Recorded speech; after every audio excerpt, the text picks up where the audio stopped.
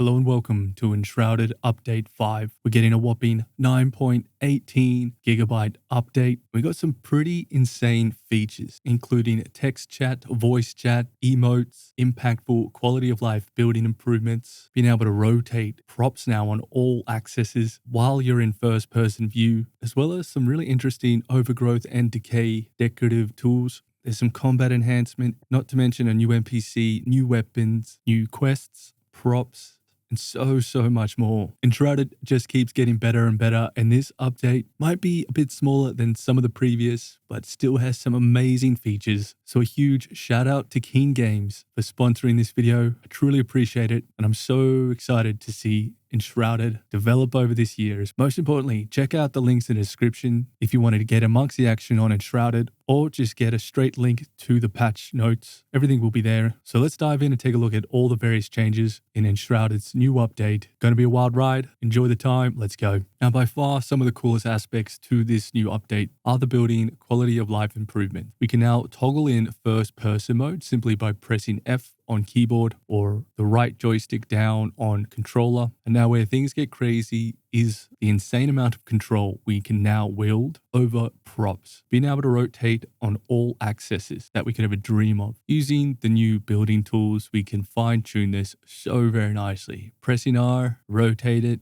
Pressing R, mouse wheel, spin it. Pressing R, right clicking, tilt left, tilt right, tilt forward, tilt back. So this functionality is going to expand to all props. There's no collision errors. We can face this however we want. Imagine the applications of something like this. You'll be able to stick it in walls and have props sticking out. So say something like this, but you can imagine just having the top part of this prop sticking out. This is going to unleash some crazy imaginative ways of messing with props now. I'm really looking forward to seeing what this will yield from the builders. Now, there's some other exciting building changes. For instance, the new tool of overgrowth and decay. Let's take a look at the overgrowth functionality. We can now add overgrowth in 3 different sizes, and this will allow us to build on voxels in the most creative way possible. Selecting the overgrowth tool, pressing tab will now be able to very precisely control with a large, medium, and small shaping tool to add and remove incredible level of detail, whether it be flowers, adding them in a big, huge radius, or fine-tuning it to just have a little bit crawling up using the medium setting, to then being able to very precisely control it by selecting the small radius. We have the mycelium, which is this fantastic fungi sort of vine look. There's also the ivy too, which can now be finely controlled, but it's such an easy, incredible tool to use. With the click of a button, we can have this all removed as well by selecting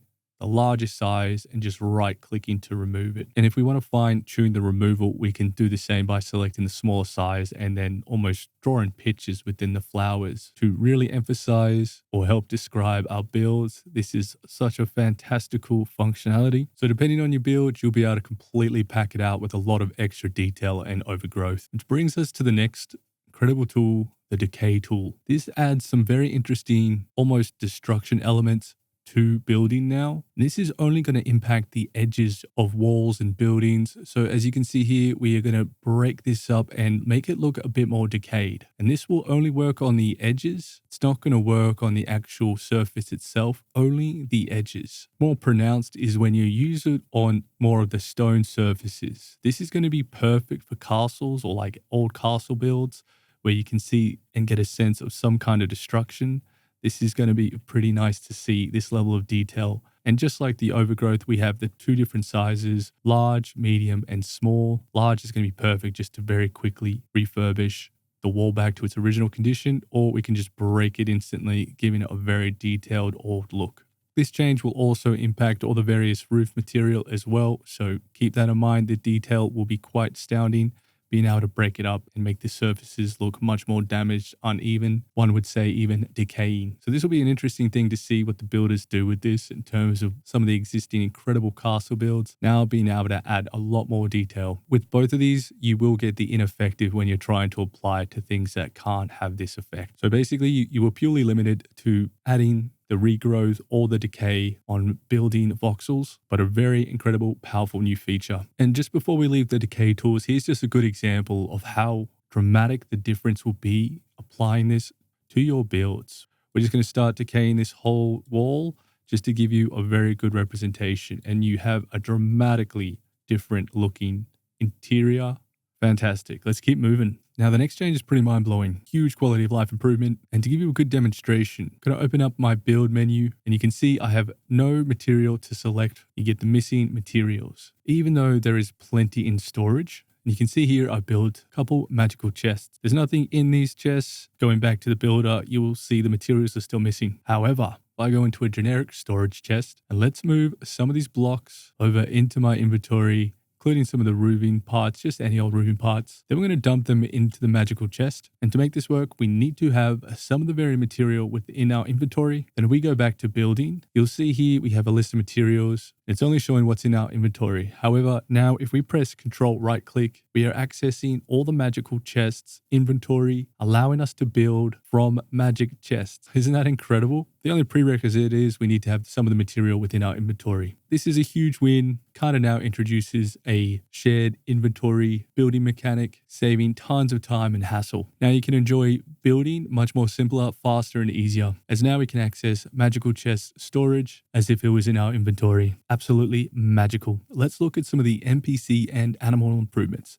Now you'll be able to tame the sand digger or the dune armadillo, and that is going to drop scales, and that comes along with the dune armadillo food trough, and all the other functionality like padding will be there. It's awesome to see some new tamables, and even being able to get the little baby. Freaking awesome. Now there's also been some improvements to the pathfinding for NPCs and animals alike. So if you had any of those funny issues where NPCs would get stuck or have some bad pathing, most of those should be remedied. But perhaps the bigger NPC improvement is the additional inspection and idle animation for villagers and crafting NPCs. Expect them to be more lively with additional animations. So a little bit more engagement from your villagers within your town, making it feel a bit more lively and a little bit less generic. Now to celebrate the Chinese New Year's, there are tons of new vanity items and also a new quest. So we get a new NPC, which is Mei Yin Chen, which when completed will allow you to construct all the various decorations, cosmetics, and new weapons, which includes the sword of the serpent, the staff of the serpent, and finally the bow of the serpent. Mei Yin Chen will be introduced along with a mission or quest. Good amount of time to be able to sink in with this awesome new NPC. Along with those excellent building changes, we have tons of new props. So we've already seen the giant snake statue, which is incredible, but we also have a following theme that continues on to the door and door frame, as well as these brilliantly decorated Chinese dividers. All these new props are to celebrate the Chinese New Year, including these couches. These are like some old school leather boss couches. We also have included some new food items and decorations, flowers, materials, and these really nice looking lamps. Note at the back there, we also have a new emblem, but all this stuff you're seeing right now is all a part of the new update. Some additional props to make note of as well is the sort of posts that we have that require different color fabrics and a few other items, but quite easily made. But you can create quite a nice little party vibe, as you can see here, where there's all the tables, birthday cakes, new food, all that stuff. You can create some really cool scene and add a lot of atmospherical elements to your builds. And it wouldn't be a party without some nice party hats, but way more important than party hats is party confetti mortars. Yes, we got 3 of them, different colors, blue, red, and yellow. Pretty much just work like fireworks. Throw them on the ground, watch them explode, enjoy the cool confetti party. And I believe these are some of the new Twitch drops, some purely cosmetic clothing. I could be wrong here, but I'm pretty sure these are a part of the Twitch drops. So some very funky, noble lord looking medieval attire, as well as the new glorious serpent clothing. This is just cosmetic clothing, but it looks freaking unreal. So just coming back to some of the other new props, we do have 3 new flower types and all the various birthday boxes. They do come in multiple colors, and just getting a real nice close look at this glorious cake. Should be able to craft from Fenrig Mills. We'll also be able to craft the berry cake and the strawberry cake from Emily. The strawberry cake will require flour, sugar, strawberry, and saffron with a pretty potent 30 plus stamina recharge for 7 minutes. It's also the introduction of the purple berry cake, slightly weaker version, having a plus 25 stamina recharge lasting 6 minutes. The purple berry cake will require flour, sugar, and dried purple berries, and salt. Now, if you do want to get some of the new decorations, you'll find them with Valerie now being able to add the decorative miscellaneous, so the various presents and decorative flagpoles. Material range quite drastically depending on the color and item. The flagpoles, it is looking at a lot of different fabrics equal to the colors that are represented. And scrolling down, you'll also be able to craft your party hat from here as well, and the new shield wall emblem. Now, the update also comes with a new UI element that we can access by pressing X on keyboard or on your D-pad pressing down. It introduces the emote wheel, includes 8 new emotes. So the cool thing about this is it's going to allow us to interact a little bit more intimately with our friends with a bunch of new different emotes. So after victory, we can raise our hands up. We've also got some pointing animations. We have confirm. So we can almost communicate without even having to use voice chat. If you've jumped onto a server and someone is not using their mic, we can now communicate just simply using the emote wheel. You can see this was the intention with confirm, decline, and a bunch of different reactions. So here we have for decline, we have no deal, not taking that, no. And if we go into shocked, we've got, shocked and scared animation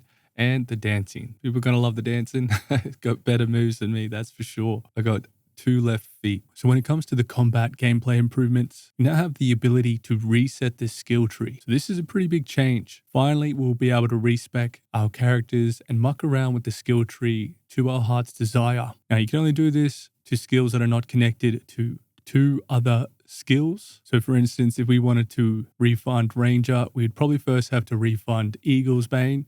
But do note, I haven't been able to figure out how to get it working just yet, but that functionality is a part of this update. So expect a whole lot more control of being able to respec your skill tree. That in itself is a huge quality of life improvement. Now we can really muck around, test, and enjoy various different aspects within our same character, adding a whole lot of redemption, testing, and fun to the combat within Enshrouded. The other gameplay improvement is a much better visual indicator for when you're getting projectiles thrown at you and you're going to try parry them. The visual indicator is much more pronounced, easy to recognize. It's a really nice change there. Some other things worth noting is the sound occultation. So sound sources behind other objects or terrain sound correctly subdued now. There's also some new equipment/unequipment sounds depending on the equipment materials. There's new UI and notification sounds when upgrading weapons, and quite a few other little changes. So much is packed into this amazing update 5. So let me know what your favorite part is about this update. What are you keen to try out? And I hope you got something out of or enjoyed this overview of the update. And I just want to say a big thanks to Keen Games once again for sponsoring this video.